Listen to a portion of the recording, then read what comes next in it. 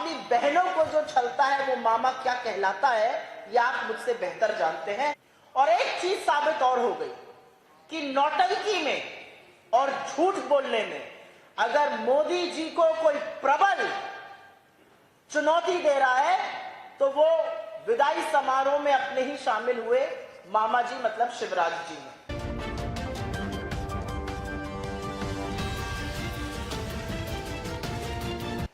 अभी थोड़ी देर पहले 96 पृष्ठों का जुमला पत्र भारतीय जनता पार्टी की मध्य प्रदेश इकाई ने रिलीज किया।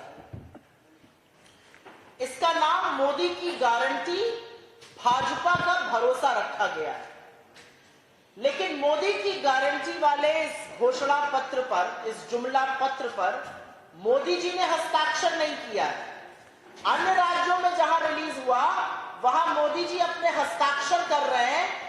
इस जुमला पत्र में मोदी जी ने भी हस्ताक्षर नहीं किया क्योंकि उनको पता है कि ये झूठ तो वो भी नहीं बचा पाएंगे। इतने जुमले हैं कि उन्होंने भी किनारा कस लिया और मामा जी को इसमें एक जगह हस्ताक्षर करने का मौका मिला। मैं जानना चाहती थी कि क्या बातें हो रही हैं इस घोषणा पत्र में, इस जुमला पत्र में। तो मैं उनकी प्रेस वार्ता सुन रही थी जहां पर आपके एक भी सवाल पूछने का मौका नहीं मिला। लेकिन ऐसा लग रहा था कि ये जुमला पत्र के आवरण का समारोह नहीं है, अनावरण का, ये कहीं पर शिवराज जी की विदाई का समारोह होता हुआ मुझे दिखा। एक गाना भी बाद में चलाया गया 4 मिनट 3 सेकंड का। उस गाने में मोदी जी के अलावा शिवराज जी की एक फोटो थी। सारा गाना मोदी जी पर था और गाने के अंत में था मोदी जी, एमपी के मन में मोदी और मोदी के मन में एमपी।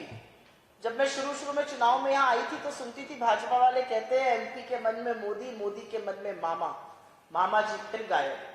तो मामा जी का विदाई समारोह अच्छी तरीके से हुआ और एक बार और प्रतीत हुई कि हार का ठीकरा किसके सिर पर भाजपा में मध्य प्रदेश में फोड़ा जाएगा, अब होड़ इस बात की मची हुई है।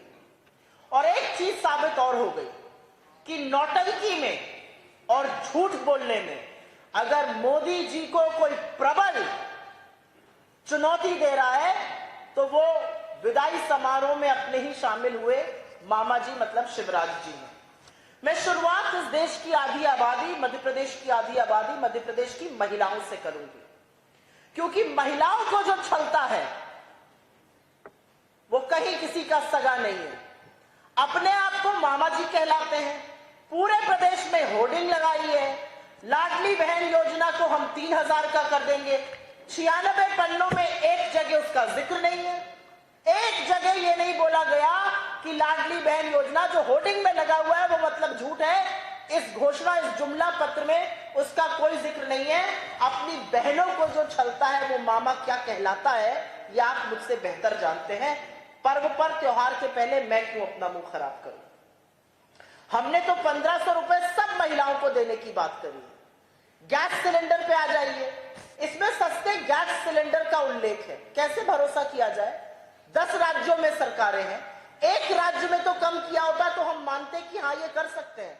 हमारी सरकार राजस्थान में है, हम वहां 500 का गैस सिलेंडर दे रहे हैं और सीना ठोक के कह रहे मध्य प्रदेश में सरकार बनेगी, देंगे और सब महिलाओं को देंगे। हम सिर्फ पीएम उज्ज्वला वालियों को नहीं देंगे।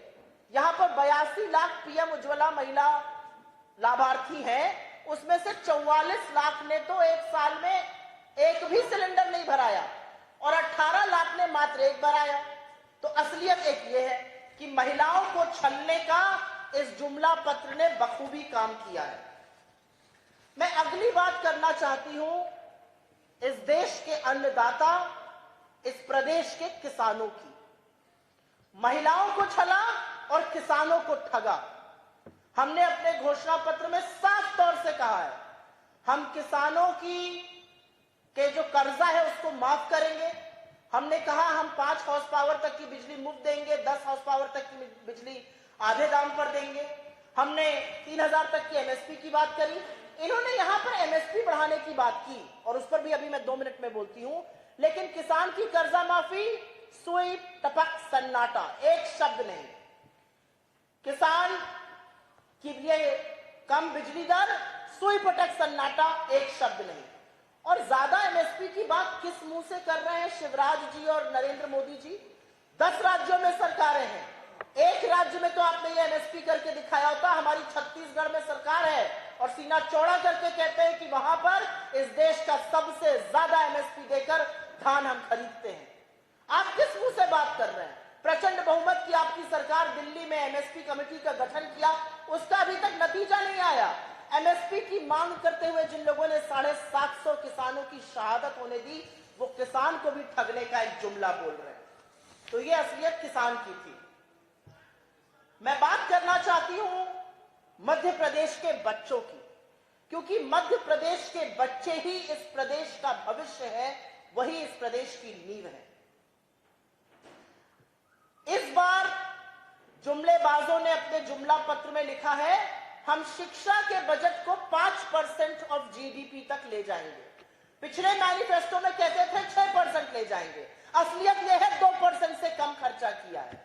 असलियत यह है कि इनकी नाक के नीचे 26,000 स्कूल जो थे उनमें बिजली नहीं है। 29,000 स्कूल बंद हुए, करीब 9 लाख बच्चों ने दाखिला नहीं लिया और ये बात कर रहे हैं 1 से 12 तक मुफ्त शिक्षा देंगे, और वो भी सिर्फ एक वर्ग को। हम तो कहते हैं हम 1 से 12 तक ना सिर्फ मुफ्त शिक्षा देंगे, हम पढ़ो और पढ़ाओ स्कीम के अंतर्गत बच्चों को 500 से 1500 भी देंगे, जिससे बच्चों के घर वाले प्रोत्साहित हो, इंसेंटिवाइज कर रहे हैं बच्चों को स्कूल लाने के लिए। यह असलियत है यहां पर एजुकेशन की। मैं उसके बाद बात करना चाहती हूं स्वास्थ्य पर, क्योंकि यह बात करनी जरूरी है। मध्य प्रदेश ही में नहीं, पूरे देश में लोगों ने कोरोना काल में किस तरह से स्वास्थ्य व्यवस्था चरमराई थी और किस तरह से अनभिज्ञ थी केंद्र सरकार, देखा है। हम कहते हैं 25 लाख का सुरक्षा योजना आपको हेल्थ में देंगे, और हम ये राजस्थान में चिरंजीवी बीमा योजना क्रियान्वित करके दिखा रहे हैं। यहां 5 लाख का जुमला बोल रहे हैं। अरे जिसको 25 मिलने वाला है वो 5 पर क्यों मानेगा? और एक और बात यहां पर पते की ये है कि स्वास्थ्य में अटल मेडिसिटी बनाने की बात हो रही है। आपने अपने पिछले घोषणा पत्र में कहा था 6 एम्स जैसे मेडिकल कॉलेज बनेंगे, जैसे दरभंगा में खोल दिया मोदी जी ने और सारा लोग ढूंढ रहे थे, वैसे ही मध्य प्रदेश में उन 6 एम्स जैसे मेडिकल कॉलेज को ढूंढा जा रहा है। पहले कहा गया था 15 नए नर्सिंग कॉलेज और 5 नए मेडिकल कॉलेज बनाए जाएंगे, इससे पहले वाले मैनिफेस्टो में वो भी नहीं है। तो जुमले पर जुमला फेंकने वालों ने स्वास्थ्य में भी एक जुमला फेंका है। परिवारों के लिए बिजली का बिल बहुत बड़ी बात होती है। हमने अपने मैनिफेस्टो में 100 यूनिट तक बिजली माफ और 200 यूनिट बिजली का बिल हाफ की बात करी है। इनके मैनिफेस्टो में बिजली के बिल पर सुई टपक सन्नाटा है, पिन ड्रॉप साइलेंस। एक शब्द नहीं, एक शब्द नहीं है जिससे कि लोगों को महंगाई से राहत पहुंच सके, कुछ नहीं करेंगे। और अब बात कर लेते हैं कर्मचारियों की। हर कर्मचारी की एक डिमांड है, पुरानी पेंशन स्कीम लागू करिए। हमने राजस्थान में, हमने छत्तीसगढ़ में, हमने हिमाचल प्रदेश में करके दिखाई। 96 पन्ने, एक शब्द नहीं है पुरानी पेंशन स्कीम को लेकर। कर्मचारियों को भी छला गया है। युवाओं के साथ इतना सौतेलापन 18 साल के कुशासन वाली सरकार ही कर सकती है। युवाओं के लिए प्रोत्साहन देंगे। अरे प्रभु, प्रोत्साहन क्या होता है? हमारा कहना है 2 लाख सरकारी नौकरियों का बैकलॉग है, उसको भरेंगे और बेरोजगारों को आर्थिक मदद 3,000 रुपए प्रति महीना की देंगे। एक शब्द नौकरी को भरने का नहीं है, प्रोत्साहन देंगे। मैं भी इनको प्रोत्साहित कर रही हूं, लेकिन आगे क्या करना है उस पर कोई बात नहीं है। ये युवाओं को छला गया और इनको लगता है कि युवाओं को बेवकूफ बनाकर इनके जुमले चलते रहेंगे। और अब बात मैं करना चाहती हूं जिसको लेके मैं थोड़ी क्षुब्ध भी हूं, और ये बात है मध्य प्रदेश के दलित, शोषित, वंचित आदिवासियों की, उस समाज की जहां पर भाजपा का नेता एक आदिवासी के सिर पर पेशाब करता है, भाजपा के अन्य नेता आदिवासियों को चप्पल से मारते हैं।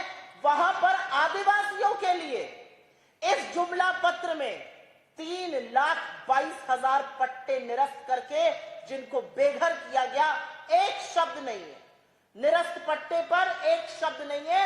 जुमले पर जुमले आप ढूंढ लीजिए, जुमले आपको मिल जाएंगे।